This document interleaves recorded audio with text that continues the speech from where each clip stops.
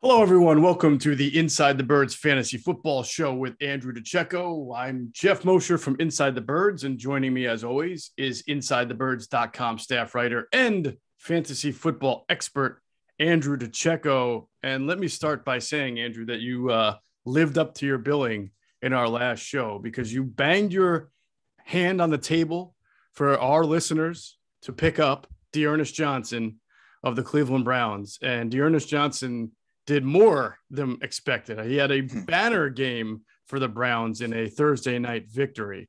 And so good call by you. And I wonder now, Andrew, as we get started here, Nick Chubb is kind of expected to play for the Browns this weekend, but Kareem Hunt is still out. And we know that the Browns like to use multiple running backs. Do you think D'Ernest Johnson is still a good play, even with Nick Chubb possibly returning? Yeah, I do, Jeff, because of their nature of utilizing two running backs. But you have to wonder how much of an impact he's going to make. Nick Chubb's probably going to handle the lion's share of the carries. And I think that there's a lot of better options out there to plug in your lineups, which we'll get into in a moment, than D'Ernest Johnson. Okay. There are a lot of people who are still trying to figure out how to fill flex option holes or even RB2, RB3 option holes because of the bye week. I was in that position last week. So maybe as an RB3 or a flex in a deep league, you would give D'Ernest, because my thought process is, Andrew, that even if he doesn't catch the ball very often and he's a part-time back, is that he's probably going to see a decent enough carries that he could find the end zone. Yes. So you said it perfectly, Jeff. As a flex option, absolutely. He'd be a good play based on upside.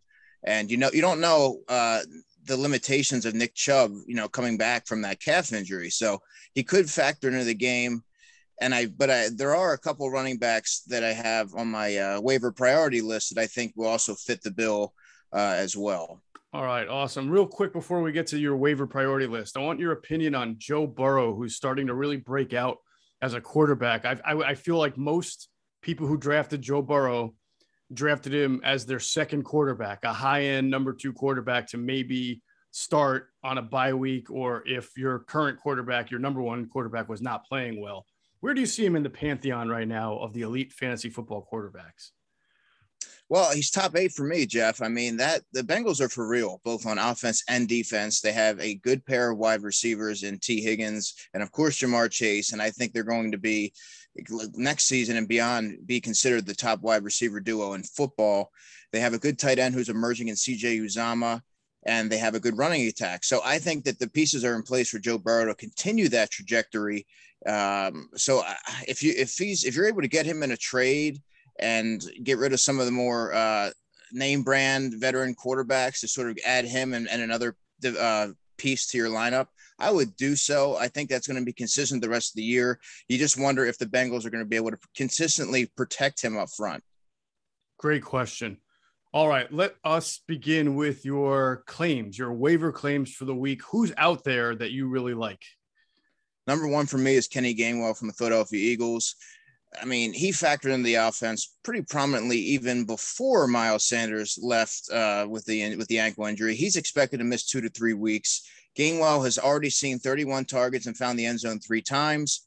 I think he's going to be the clear-cut passing option and be an outlet receiver for Jalen Hurts on Sunday. And I would also throw in Boston Scott, Jeff, as a guy who I think is going to handle the early down role between the 2 running backs.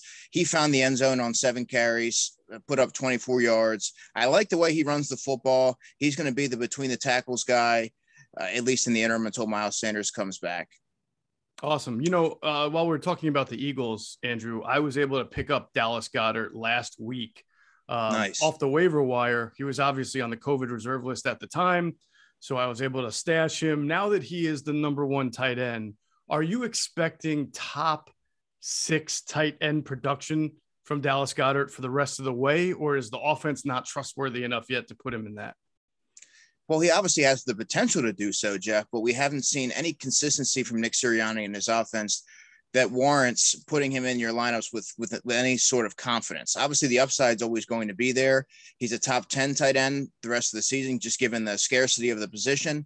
But I think he's more of a top 8 guy. But you would hate to put him on your bench and then see him go off, on a random week here. So, I mean, he's an every week play for me, just given the nature of the tight end position.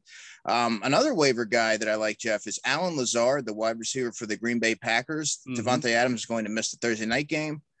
And Lazard narrowly outsnapped Davante Adams on last week, and he saw 6 targets, had 60 yards and a touchdown. I think that game's going to be a shootout. So I would go ahead and get him if you can, because I think he's going to see a high snap share and a lot of volume.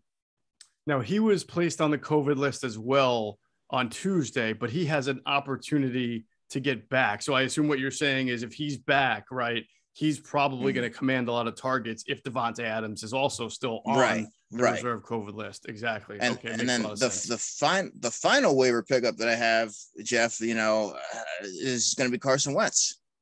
He's thrown for 2 touchdowns and has avoided the turnovers in the past 4 weeks. And he always gives a threat to, use his legs and pick up yards that way as well. And he faces a very generous Titans secondary. Right. So, I mean, 8 touchdowns in 4 weeks, no interceptions. That's a pretty good option if you're facing a bye weeks or if you're looking for a plug and play option out there. Yeah. And obviously that Titans defense has not looked great this year, so they can be scored upon. Carson Wentz probably still available in many leagues. I will try to do a quick check on his availability, but I know last I checked that he was available in a decent amount of leagues right now, not in the one that I'm currently in. Why don't we talk about guys that you like as far as good plays this week for matchups? Yeah, let's go with Devontae Booker, the running back for the New York Giants. He's facing a very porous Kansas City run defense, and he hasn't had anything more than 51 yards on the ground the past 3 weeks. He's also factored into the receiving game. You have to like the opportunity there for him, especially if you just picked him up off waivers a couple of weeks ago. That's a good find. Plug him in your lineups. At least he's a flex option. He's going to give you at least 10 points this week, and he's a safe play. I would put him in there. Also, T. Higgins. We've talked a lot about Jamar Chase, and rightfully so, but T. Higgins led the Bengals with 15 targets last week. So the opportunity is going to be there. There's obviously a comfort level there with Joe Burrow and T. Higgins. And he's someone that I've always told people to be patient with because a big game is going to come, could be this week against the New York Jets. And I mean, I think that you can start him with confidence, at least as a flex play. And tight end Hunter Henry is my third play this week. He scored in each of the past 4 weeks. Jonnu Smith might be out this week with a shoulder injury, so keep an eye on that. And for a young quarterback like Mac Jones, he's going to continue to utilize the tight end, and that would be Hunter Henry, who's also facing his former team in the Chargers this week, by the way. No doubt about it. And by the way, Carson Wentz, as you mentioned, rostered in only 45% of teams in Yahoo Sport Fantasy Football League. So definitely an opportunity to claim him for a lot of owners out there. So give me some matchups that you think owners should avoid this weekend. Well, I'm in this similar predicament myself, and Chase Edmonds, the running back for the Cardinals. Obviously, this week projects to be a high-scoring affair on Thursday Night Football, but he didn't really see any action on offense until late in the second quarter. And James Conner's the touchdown vulture there. Chase Edmonds has yet to score a touchdown, and you just don't. If you have other options out there, like some of the ones that we've mentioned earlier in the show, I would lean in that direction. Chase Edmonds is not a volume player. He's also been nursing a shoulder injury, so you have to wonder if they've just been gradually, implementing him in the offense. And until you see otherwise, I wouldn't start him with any sort of confidence. Antonio Gibson, this one hurts, Jeff, because he was my first round pick in my big league, and I had a lot of high hopes for Antonio Gibson in his second season, but he's dealing with a shin issue, a shin fracture. And he's only compiled 11 fantasy points over the past 2 weeks combined. So I don't like that rushing attack I don't even like JD McKissick or Jarrett Patterson for that in that matter. Their offensive line has not shown a willingness to, play winning football in the trenches. So I'm not playing any of those running backs, but Antonio Gibson, you reach the point in the season where regardless of where you drafted him, he's not a solid play. Absolutely. I have him in one of my leagues as well.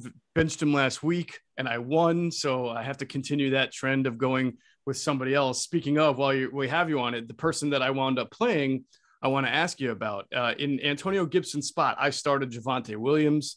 Obviously, they lost to the Browns, but he did have a touchdown. He caught, I think, 6 or 7 balls and was targeted 7 or 8 times. Is that a trend? Yeah. It seems pretty clear Denver is going to rotate these guys moving forward. It's not going to be a takeover, but it still seems like Javonte Williams could be a pretty decent play based on the matchups. Do you agree?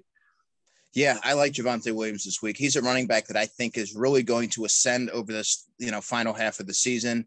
And just based on, draft pedigree and also his ability, he's a higher upside player at this point in his career than someone like a Melvin Gordon. I think Melvin Gordon is going to still factor in the offense, Jeff, but I think as the season moves on, you're going to see Javonte Williams start to eat into his snaps. And I think he's shortly going to take over that role. And then the last fade for me this week would be Tyler Lockett, the wide receiver of the Seattle Seahawks. 4 catches over the past 2 weeks, just 2 for 12 on Monday Night Football. He's not generating any sort of offense, any sort of upside with Geno Smith behind center. I'm not putting him in. That hurts. That hurts, man. A lot of owners drafted Tyler Lockett high, and he's always one of those guys who probably should go higher in the draft, and then you feel like a steal when you get him because he's so productive. But yeah, Geno Smith, he's just not brutal. All right, I'm going to leave you one last question. And again, I seem to be fascinated this week with running back tandems, as you brought up the Edmonds and Connor one, and we talked about the Broncos. Yeah. But the Lions are facing the Eagles this week. The Eagles have had a terrible run defense. You just saw a struggling Josh Jacobs and Kenyon Drake just carve that run defense apart. Is this a good week where if you got Jamal Williams, you say, what, I like my chances, even over maybe a guy who's going to touch the ball more for him to gather points? I figured you were going here, and we sort of touched on this last week. After seeing what Kenyon Drake did in a reserve role, you have to feel good about Jamal Williams' chances of finding the end zone this week, Jeff. So, I mean, if you're sort of torn between Jamal Williams and another back end of your roster type player, go with Jamal Williams. The proof is in the pudding. The Eagles cannot stop the run. He's going to get his share of carries. Dan Campbell's not dumb. He's a bright guy. He's going to find a way to get him involved and take advantage of that weak Eagles defense. So yes, Jamal Williams would be a play. I have him, and I think I'm going to be playing him over Chase Edmonds. All right. You heard it from the man, Andrew DiCecco from InsideTheBirds.com, our fantasy football expert. I'm Jeff Mosher. You've been watching the Inside the Birds Fantasy Football Show. Catch you on the next one.